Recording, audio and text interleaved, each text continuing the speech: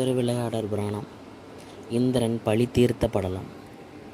ஒரு செயலை தொடங்கும் முன் அந்த செயல் பற்றிய முழு விவரங்களையும் தெரிந்து வைத்து கொண்டால் மிகவும் சிறப்புடையதாக இருக்கும்.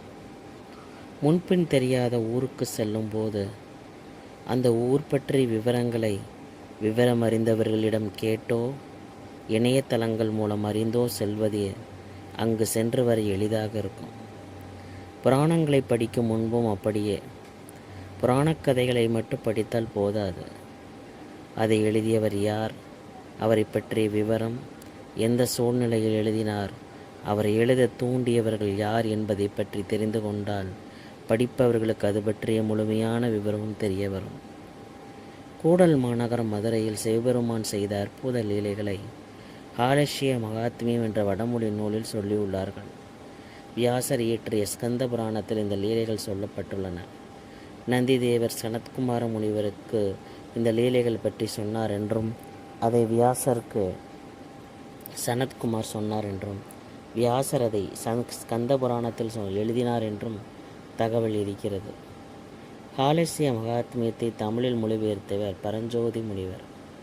அது அப்படியே மொழிபெயர்க்காமல் தமிழுக்கே உருத்தான செயல்நடையில் 3363 செயல்களாக வடித்தார். இதில் முதல் 343 செயல்கள் காப்பு, மதுரை நகர சிறப்பு உள்ளிட்டவற்றை உள்ளடக்கியது. 344வது செயல் முதல்தான் பெருமானின் திருவிளையாடல் துவங்குகிறது. வேதாரண்யத்தில் வசித்த மீனாட்சி சுந்தர தேசிகரின் மகனே பரஞ்சோதி. தந்தையே குருவாக இருந்து மகனுக்கு சைவ சித்தாந்த கருத்துக்களை போதித்தார். நீரிட்ட உடலுடன் வேதாரண்யத்து பெருமானை துதித்து வந்த பதஞ்சலி முனிவர் தமிழகத்தில் உள்ள பிற கோயில்களையும் பார்க்க ஆவல் கொண்டார். மதுரை எம்பதிக்கு வந்த அவர் மண்டபம் ஒன்றில் தங்கியிருந்த போது அவரது கனவில் தோன்றிய அன்னை மீனாட்சி சிவபெருமான் அந்நகரில் நிகழ்த்திய லீலைகளை அழகு தமிழில் பாடும்படி உத்தரவிட்டார். அன்னையின் திருக்காட்சி கண்ட பரஞ்சோதி முனிவர் தெள்ளுத்தமிழ் இனிய பாடல்களை வடித்தார். அதுவே திருவிளையாடல் புராணம்.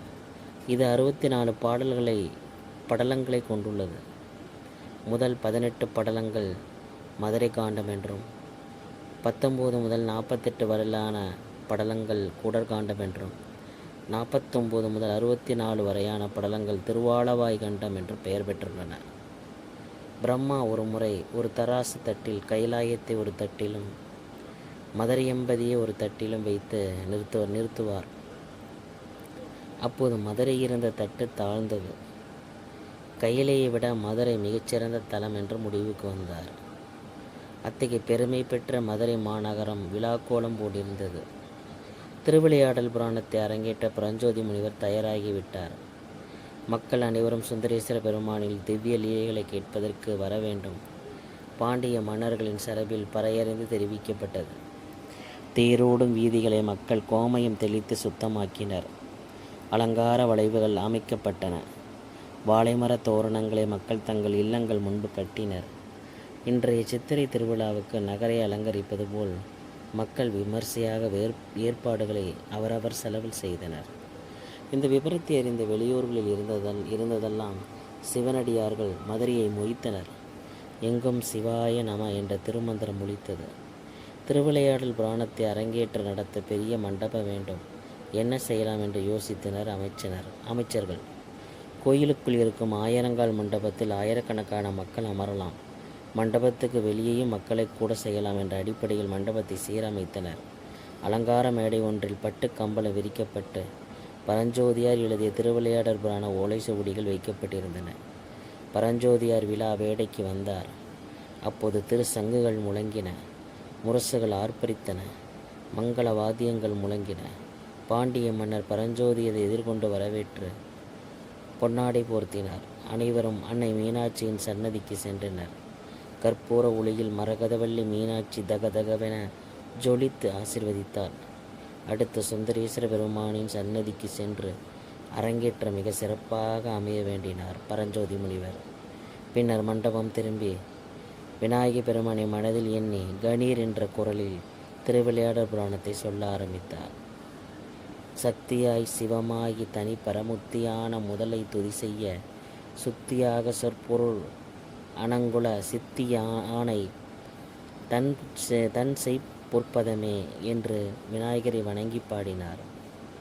தொடர்ந்து மதுரையின் சிறப்பு, புராண வரலாறு ஆகிய முன்னுரைக்கு பின் மதுரை மீனாட்சியம்மன் கோயில் உள்ள பொற்றாமரை குளத்தின் சிறப்பை சொன்னார்.